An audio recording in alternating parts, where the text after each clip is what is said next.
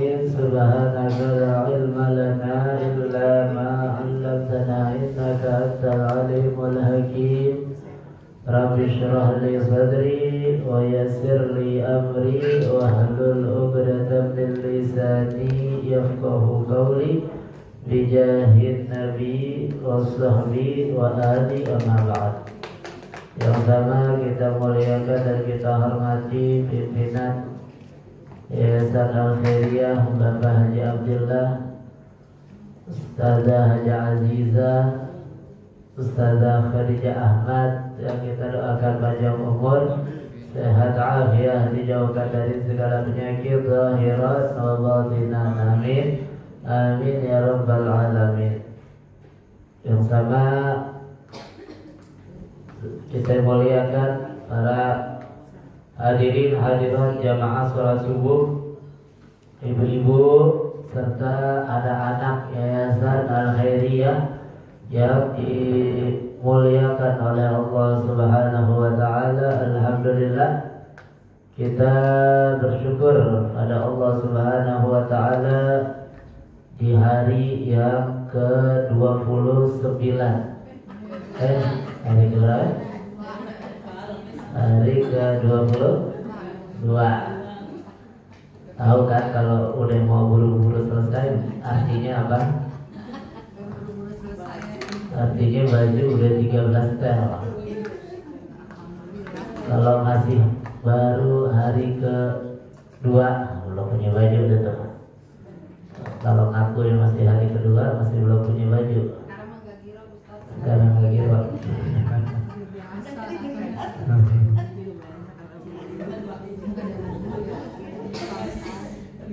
Alhamdulillah, sampai hari ini kita masih istiqomah hadir sholat subuh berjamaah, yang semoga hadirnya kita sholat subuh ini juga kita duduk hadir ngaji subuh atau ngasuh, mudah-mudahan menjadi sebab keberkahan dunia akhirat kita. Amin. Amin ya rabbal alamin.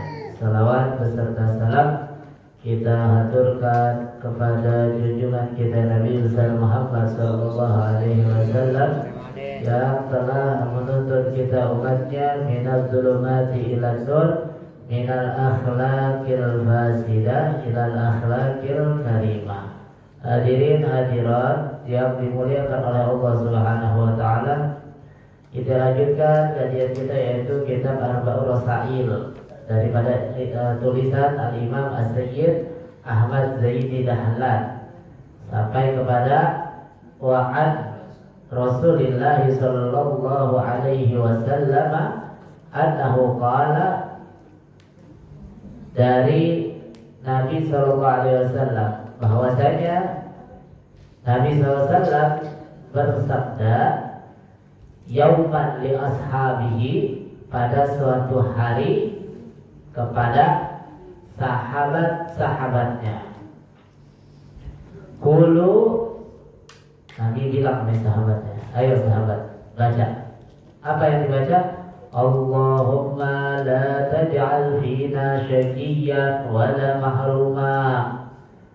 Ya Allah, jangan kamu jadikan pada diri kami, pada kami, golongan orang yang sial dan orang yang dijauhkan dari kebaikan.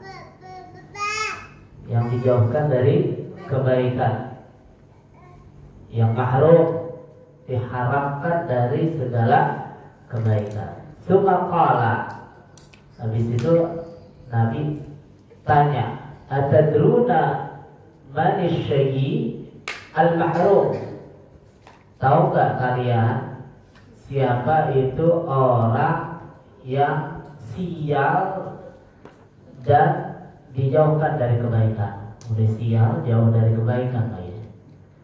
Mau dapat apa dia hidupnya? Udah sial, nggak dapat kebaikan. Kalau sial aja, kadang-kadang nih orang Indonesia kena sial tuh masih untung. Kita lagi lari pagi nih, putus satu. Alhamdulillah, untung cuma sebelah. Padahal udah sial tuh putus satu. Masih untung cuma sebelah yang putus. Masih untung. Rumahnya kebakaran, habis hartanya semuanya. Untung cucu gua kagak di dalam, lagi nginep di rumah emaknya. Untung lagi tuh. Masih untung. Nah sekarang Nabi ngajarin sama sahabatnya doa jangan sampai jadi orang sial dan gak ada kebaikan. Udah sial, gak ada baik-baiknya. Benar-benar double sial ini. Orang double sial. Qalu wa man huwa ya Rasulullah. Ketika sahabat ditanya, kenal nggak, tahu nggak siapa orang yang sial dan nggak ada kebaikannya, dijawabkan dari kebaikan. Sahabat balik tanya, wa man huwa ya Rasulullah, siapa itu wahai Rasulullah? Ini sahabat adabnya, nggak so tahu. Kalau ditanya, tahu nggak orang yang sial? Oh paling ini enggak. Sahabat mereka cerdas-cerdas, alim-alim, tapi mereka menyerahkan jawabannya kepada Allah. Adabnya mereka begitu. Qala, Nabi bilang, tarikus shalah, itu orang asyagi al-mahrum, orang yang sial, yang dijauhkan dari kebaikan, yang diharamkan dari kebaikan adalah orang yang ninggalin sholat. Jadi kalau kita dagangan gak laku, belum sial. Jualan gak laku, belum sial. Kita lihat teman-teman kita pada dapat rezeki, kita kagak, belum, masih gak sial itu. Yang sial siapa? Kalau dia udah berani ninggalin sholat, tuh orang udah paling sial nih orang. Sekaya apapun dia, itu orang sial. Sesukses apapun dia, itu orang paling sial. Setinggi apapun jabatannya, itu dia orang paling sial. Kita tenang-tenang aja. Walaupun gak punya baju baru, walaupun duit kagak pegang, ntar cucu, ponakan, saudara pada datang mau dikasih apa, 2 ribuan gak ada, 5 ribuan gak ada, 10 ribuan gak ada, apalagi 50 ribuan kagak ada. Dompet isinya catatan doang. Catatan doang, apa namanya? Oh iya, setruk rumah sakit BPJS.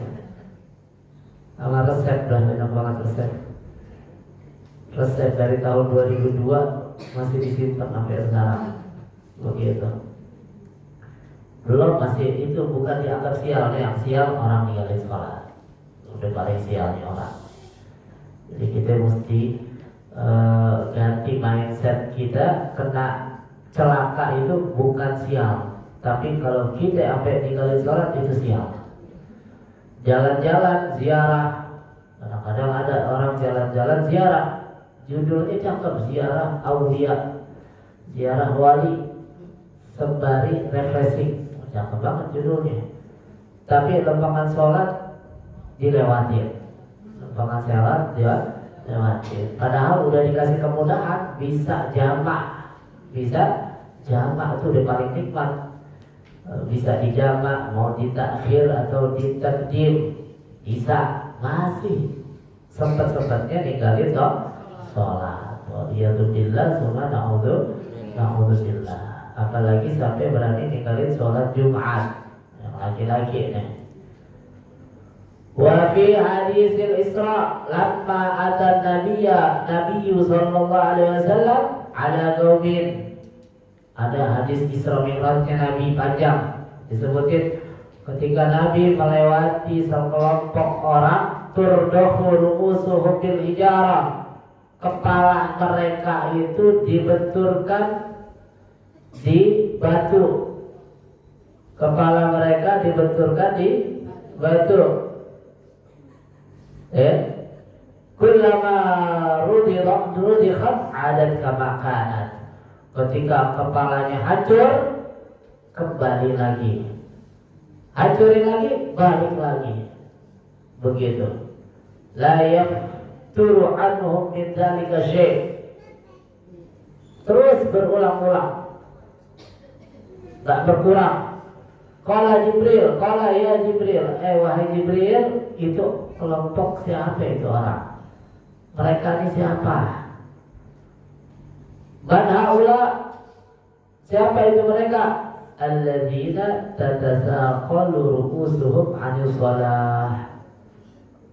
Tuh, wahai Muhammad, kata Sayyidina Jibril, wahai Rasul, mereka itu adalah orang yang palanya merasa berat bangun untuk sholat. Nah ini kan kita semua ini kalau kita pikir-pikir ya, lagi ngantuk-ngantuk kan tidur azan, aduh ntar aja dulu deh. Begitu kita semua ini yang modelnya begitu. Kalau kita lihat ini serem, pala kita bakalan dijedodin sama batu. Begitu, kita jangan nunjuk, oh ini mah orang ini yang begini, yang diketok palanya karena dia tinggal itu. Jangan orang kita nih, kita ngerasanya soalnya berat kalau udah tidur, ngantuk, apalagi apa namanya lompokan subuh, lompokan lagi capek-capeknya, begitu. Ada yang sholat subuhnya sujud kagak bangun-bangun, begitu kayak malin kundang, itu gak jadi batu. Kirain malin kundang deh, nggak taunya masih alhamdulillah masih hidup. Sujud gak bangun-bangun, takutnya dia jadi batu kayak malin kundang. Jadi kepalanya dibenturkan, kepalanya dibenturkan di batu karena merasa berat kepalanya, merasa berat kepalanya. Makanya kita itu jangan gak tega bangunin anak, jangan gak tega bangunin. Begitu bangunin, bagaimana pun caranya. Kita jangan gak tega. Kalau masih kecil kita gak tega, akhirnya sampai gedenya melunjak. Kalau dia melunjak, pertama dia ngelawan, ngebalikin omongan. Habis balikin omongan, habis lama-lama jadi ngebentak. Habis ngebentak, lama-lama jadi ngomelin kita. Habis ngomelin kita, lama-lama caci maki kita. Habis caci maki kita, lama-lama mukul gitu. Habis mukul lama-lama pakai alat mukulnya. Itu dia. Kenapa? Sebab kita kurang rapi cara mendidik anak. Kesian, kalah sama kesian. Makanya kalau emang kita nggak sanggup didik anak, serahin sama orang, serahin sama orang. Biarin orang yang didik dia, biarin orang yang ngajarin dia, yang ngajarin dia gimana sopan santun jadi anak yang bakti. Makanya terus Sayyidina Imam Al-Iskandari, orang Mesir, ulama Mesir, dia ditanya, tangan lu masukin mulut habis itu salaman tak? Dari tadi tangan lu masukin mulut aja nih. Itu salah mana kamu? Kes mulut ke semua ada. Ini Al-Imam Al-Iskandari ditanya oleh murid-muridnya, wahai Imam, siapa yang lebih afdal, gurumu atau orang tuamu? Ini versinya Imam Iskandar. Kata Imam Iskandar, guru saya lebih utama daripada orang tua saya. Imam, guru orang tuamu melahirkanmu, merawatmu, menyusuimu. Kalau nggak ada dia, kamu nggak bakal ada. Memang betul seperti itu. Tapi guru saya, orang tua saya menurunkan saya dari tempat yang tinggi ke tempat yang rendah, dari alam rahim menuju alam dunia yang rendah.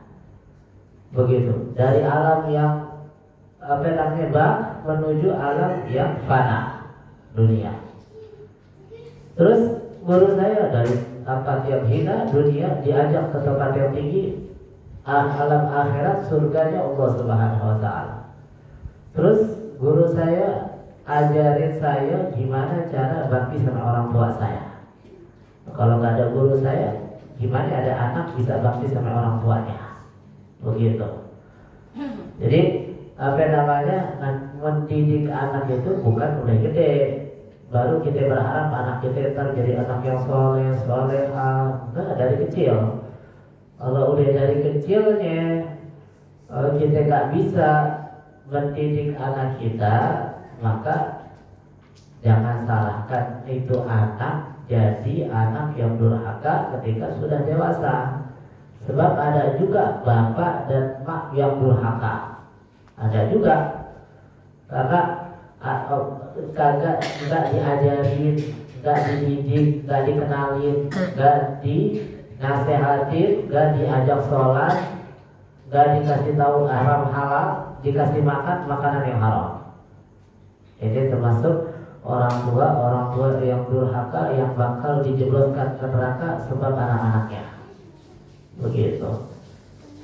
Nah, ini kadang-kadang iya saya nggak bisa didik anak saya, betul. Saya serahin sama guru. Habis itu diserahin sama gurunya.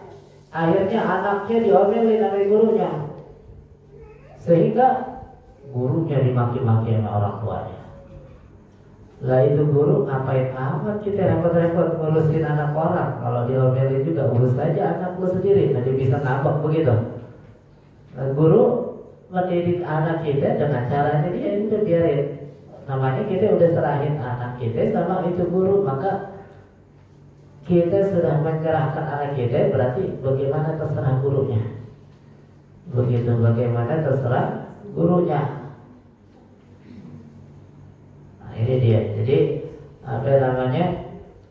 Mendidik anak. Waqala ta'ala, Allah Subhanahu wa taala berfirman, fawailul lil musallin. Celakalah bagi orang-orang yang salat, alladzina yang mana hum an salatihim sahun, mereka terhadap salatnya sahun, menunda-nunda. Maksudnya qala ba'dul mufassirin, maksud daripada sahun adalah al-murad, maksudnya annahum yudayyi'una shalah wa yukhrijunaha an waqtiha. Mereka menyia-nyiakan sholat sampai keluar dari waktunya, menunda-nunda sholat sampai keluar dari waktunya. Makanya kita kalau masuk waktu azan nggak sempat langsung sholat, niat saya mau sholat di sini, saya niat sholat. Dia apa namanya, waktu antara dia saat itu sampai mengerjakan sholat tidak dicatat berdosa. Sebab kalau kita nggak begitu, kita dari saat dia dengar azan sampai dia ngerjain sholat dicatat melalaikan sholat, menunda-nunda waktu sholat. Begitu. Jadi niat ketika azan langsung niat azan, saya mau sholat, saya zuhur, begitu. Nah, tapi insya Allah kalau ibu-ibu mah aman sholatnya, anak-anak yang belum aman sholatnya, kalau nggak disuruh nggak sholat. Jadi seakan-akan Tuhannya itu emaknya, Tuhannya itu bapaknya, Tuhannya itu neneknya. Takutnya neneknya, Tuhannya enggak. Kalau nggak ada neneknya pergi ngaji, nggak pulang sampai zuhur, biar zuhurnya nggak sholat karena nggak ada neneknya. Begitu. Kadang-kadang apa namanya suka begitu, lebih takut sama orang tuanya dibandingkan sama Allah Subhanahu wa taala. Nah, yang kayak begitu tuh dilatih. Yang seperti itu dilatih agar anaknya itu mengerti bahwasanya Allah itu maha melihat. Jadi apa namanya, diajarkan untuk selalu jaga sholatnya tepat waktu. Wal wailu wajib fi jahannam.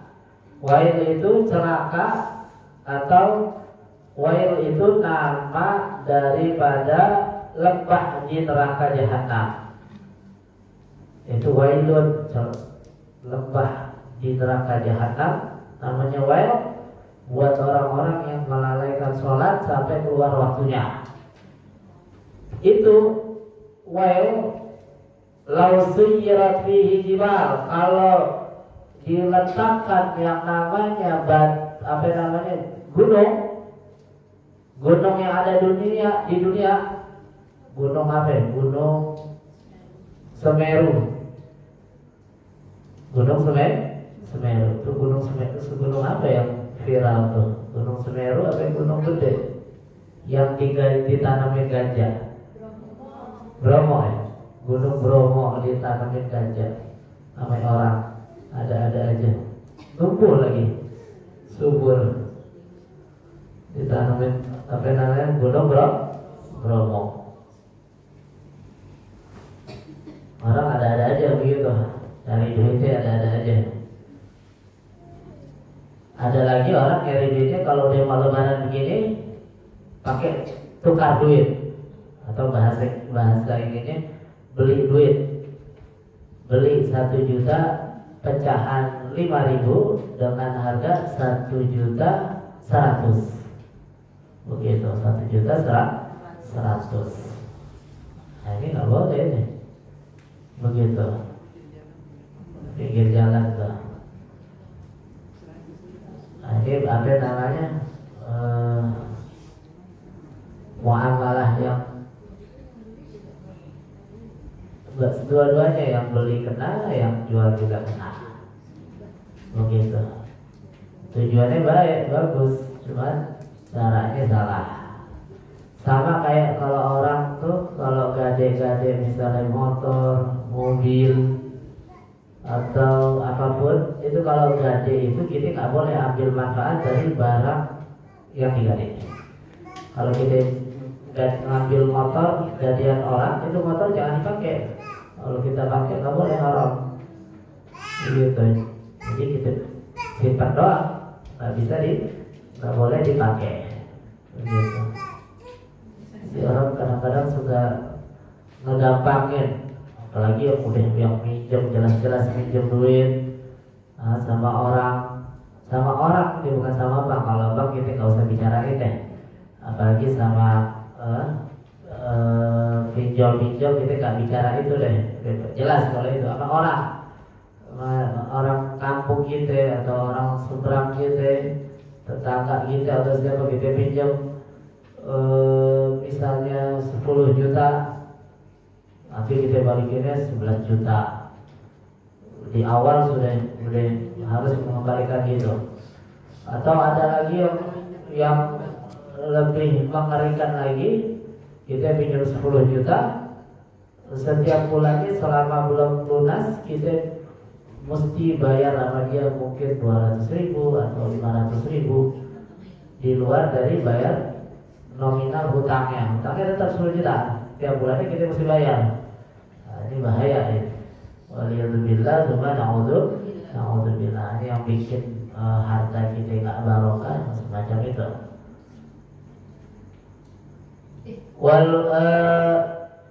Lazabat, kalau ada gunung yang ada di bumi ditaruh di wail tersebut, di lembah jahanam itu, maka lazabat akan meleleh.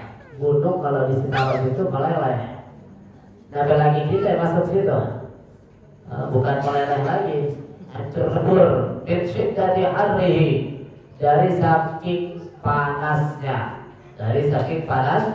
panasnya. Wa huwa maskanun man yatahawanu bis shalah, itu adalah tempat tinggal orang yang melalaikan sholatnya. Illa ayyatuba ilallah, sampai dia taubat pada Allah. Wa yandam, nyesal ala ma farrat, terhadap apa yang kurang daripada sholatnya. Wa sholatu biha yahsulu farqu bainal mu'min wal kafir. Dengan sholat itu orang bisa dibedain mana yang kafir, mana yang mukmin, bisa dibedain dengan sholat. Kalau nggak sholat nggak ada bedanya. Taubat, kita taubat nggak harus ketika mengerjakan dosa besar aja. Memang kalau ketika melakukan dosa besar kita wajib taubatan nasuha. Taubatan nasuha sebagaimana kita ketahui adalah yang diperlukan adalah menyesal dengan penyesalan yang sesungguhnya, terus meninggalkan daripada dosa yang dia bertekad meninggalkan dosa yang dia lakukan, dan yang ketiga adalah dia tinggalin dosa yang dia lakukan dan bertekad tidak akan kembali melakukan dosa tersebut. Nah, itu caranya kita melakukan taubatan nasuha.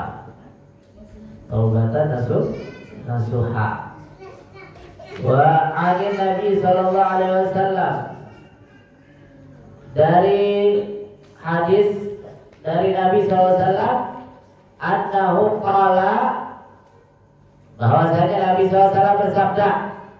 Ini hadis Nabi sallallahu alaihi wasallam.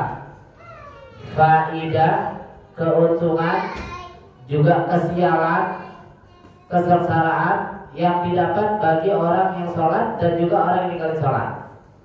Kata Nabi, man hafadha, orang yang jaga sholat 5 waktu, akramahullah bi khamsi hisal, Allah akan anugerahkan dia dengan 5 perkara.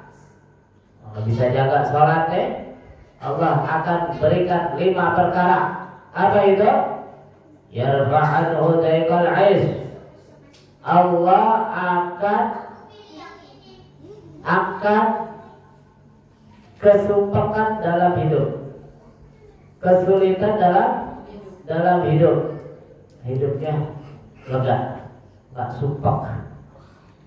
Dan kita mesti tahu sumpah hidup itu nggak harus miskin, nggak harus miskin. Orang miskin banyak yang tenang-tenang aja hidupnya, bahagia-bahagia aja, begitu. Dan orang tidak sempit hidupnya belum tentu kaya. Banyak juga orang kaya yang sumpah aja. Orang kaya kalau dekian gitu, irian atau hasudan, kalau kita bilangnya syirikan begitu, kalau kita bilangnya syirik. Itu orang kaya yang pada begitu, kelihatannya doang kaya tapi hidupnya sempit. Ya bagaimana nggak sempit? Setiap melihat tetangganya bahagia dia kesal, sumpah. Sedangkan orang hidup itu pasti ada kebahagiaan, ada kesusahan. Dan rezeki gak selalu ke dia terus, pasti ke tetangganya, yang ini, yang itu. Semua tetangganya ada beratus-ratus orang, itu semuanya pasti ada rezekinya, kebahagiaan rezekinya. Nah kalau dia orangnya irian, sumpah, dekian, melihat tetangganya dapat rezeki, ya sumpah terus hidupnya. Hari ini tetangga yang sebelah kanan dapat rezeki, dia sumpah, dia bete. Besoknya sebelah kiri yang dapat rezeki, dia bete lagi. Besoknya rumah nomor 2, rumah nomor 3, rumah nomor 4. Besoknya lagi depannya yang dapat rezeki. Sumpah kaya, akhirnya kaya doang tapi hidupnya sumpah, sempit hidupnya, gak bahagia. Hidupnya gak bahagia. Jadi yang terpenting adalah hidupnya luas, kehidupannya luas. Nah, di sini ya fa'anhu daikal aish, diangkat kehidupannya, diluaskan kehidupannya, bahagia dengan hartanya bawa bahagia, hartanya bikin dia gak dengki sama orang, begitu. Makanya tuh ada doanya ulama, ya Allah berikanlah kebahagiaan yang sempurna, kekayaan yang sempurna buat orang-orang yang dengki sama saya, sehingga kekayaan yang dia terima, kebahagiaan yang dia terima melupakan dengkinya dia kepada saya. Doanya, salah satu doanya para ulama begitu. Ya Allah tuh orang yang dengki sama saya bikin dia kaya, bikin dia bahagia, biar dia lupa sama dengki kepada saya. Jadi kalau orang udah kaya, kalau dia bahagia dia bakal lupa sama kita. Pengennya begitu. Ternyata tak begitu. Walaupun kaya, walaupun bahagia, tetap dengkinya masih ada. Wa azabal qabri, Allah angkat azab dari kubur. Jadi azab kubur ya, apa namanya, sangat mengerikan. Makanya apa ada filmnya azab kubur. Azab kubur sangat mengerikan sebab apa namanya, orang masuk kubur faman naja wa ma ba'daha aisara minhu, faman lam yaju fama ba'daha aisara minhu. Orang yang masuk apa namanya, kubur, terus kalau dia dapat nikmat anugerah, setelahnya bakal lebih nikmat lagi. Kalau masuk kubur, di dalam kubur sempit, susah, sengsara, disiksa, setelahnya bakalan asyad minhu, akan lebih dahsyat, lebih lebih sulit lagi yang akan dia hadapi. Makanya tuh Nabi ajarin kita jangan tinggalin surah Al-Mulk.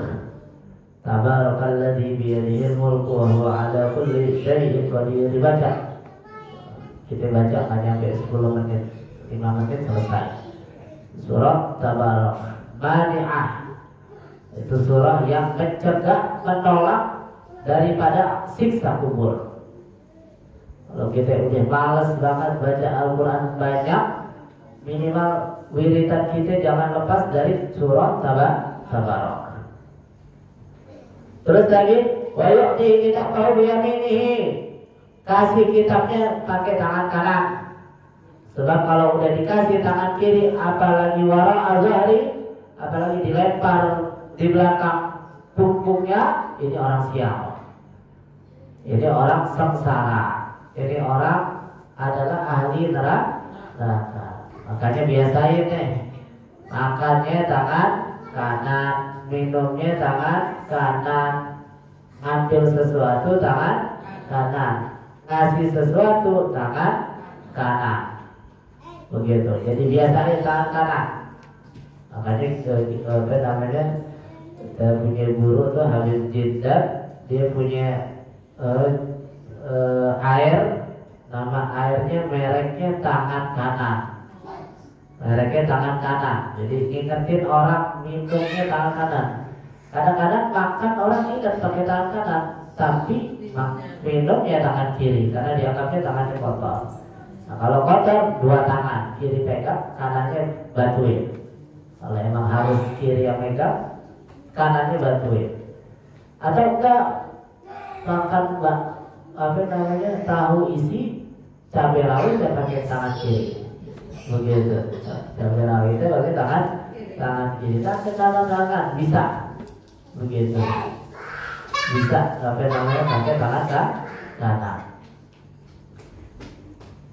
Paling kalau makan steak dah agak repot, sebab pisaunya di kanan, garpunya di kiri. Kalau dibalik kita ribet, agak ribet.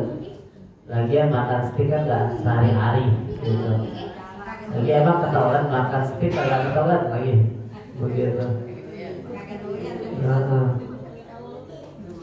Jadi biasain tuh, kita dulu biasain tangan kanan. Nanti anak kita ikut, cucu kita ikut, sudah keluarga kita bakal ikut tangan kanan. Wa yamurru ala sirat al-barqi, dia bakal melewati jembatan sirat seperti kilat. Kan orang kalau lewat jembatan itu ada yang seperti kilat, ada yang seperti naik kuda, ada yang naik sapi kurbannya, ada yang naik kambing kurbannya, ada yang berjalan dengan kakinya berlari, ada yang jalan pelan-pelan, ada yang merangkak, ada yang berjalan dengan kepalanya, ada yang berjalan dengan tangannya, kakinya di atas. Bukan sirkus ini, emang sesuai amalnya. Kalau di sini sekarang orang jalan pakai tangan, kakinya di atas, sirkusnya hebat ini. Nah, kalau disirat bukan hebat itu, sesuai daripada amalnya. Wa yadkhulul jannah bighairi hisab. Nantinya masuk surga tanpa dihisab. Allahumma ja'alna minhum ya Allah, jadikan kita golongan orang-orang tersebut. Ini orang-orang yang jaga sholat 5 waktu dapat 5 keutamaan ini. Satu, diangkat kesumpekan dalam hidupnya, sumpeknya hilang, sempitnya hilang. Orang kan kalau hidupnya sempit, mukanya berkut aja, gak ada senang-senangnya. Dia senyumnya dia aja udah kita tak gitu. Ada orang yang modelnya begitu berkut aja, gak ada, kayaknya nih orang gak ada bahagia-bahagianya. Begitu. Padahal jabatannya tinggi, padahal orang kaya, padahal segalanya dia punya, misalnya tetap mukanya berkut aja. Kesianan orang yang begitu. Cetakan merenggut, begitu. Cetakan merenggut. Diluaskan hidupnya oleh Allah Subhanahu Wa Taala. Diangkat azab dari Allah Subhanahu Wa Taala, azab kubur. Diberikan kitabnya tangan kanan dan lewat jembatan seperti kilat. Terakhir masuk surganya tanpa hisab. Ini kita harapkan. Kalau sebab dihisab itu kadang-kadang kita ada doa, Allahumma yassirni hisaban yasira. Jangan minta yang nanggung. Hisab yang gampang itu dihisab aja udah azab. Dihisab itu ditanya-tanya. Allah kalau ditanya-tanya udah azab, udah siksaan gitu kalau ditanya-tanya. Yang gampang pertanyaan yang gampang aja siksaan. Kalau minta doa kan disunahkan doa ketika selesai baca al-ataka, summa ilaina iyabahum summa inna alaina hisabahum. Sunnah tuh. Ada juga yang ngajarin Allahumma yassirni hisaban yasira, Allahumma hasibni hisaban yasira, begitu. Karena guru-guru kita ajarinnya jangan begitu. Tapi ajarinnya Allahumma adkhilna jannah bighairi hisab. Ya Allah, masukkan saya dalam surgamu tanpa dihisab. Langsung, nggak usah pakai ditanya-tanya. Langsung nggak pakai ditanya-tanya. Kita kalau mau lewat komplek tuh, kalau lewat aja kan enak. Kalau masuk ada portalnya, ditanya ame satpam, mau kemana Pak?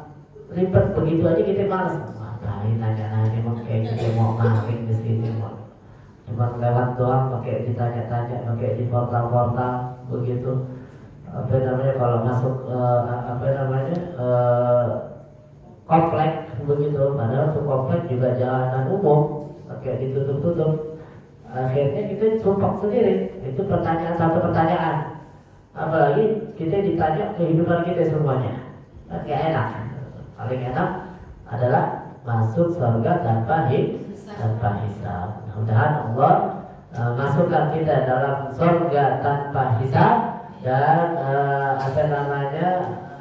bila hisab wala azab, tanpa ada siksaan, tanpa ada pertanyaan-pertanyaan, langsung masuk ke dalam surga Allah Subhanahu Wa Taala. Amin. Amin ya rabbal alamin. Ala hadhihi niyyah wa ala kulli niyyah salihah. Wa ila hadratin nabi sayyidina Muhammadin sallallahu alaihi wa alihi wa sahbihi wa sallam. Summa ila ruhi Abu Sayyid Muhammad Ali Al-Maliki wa Abu Al-Habib Hasan bin Ahmad Baharun wa Sayyid Ahmad bin Dahlan wa Habib Hamid Al-Aqaf wa Habib Ali bin Abu Bakar Haddad wa jami masyayikhina wa masyayikhina wa ila hadratin nabi. Al-Fatihah.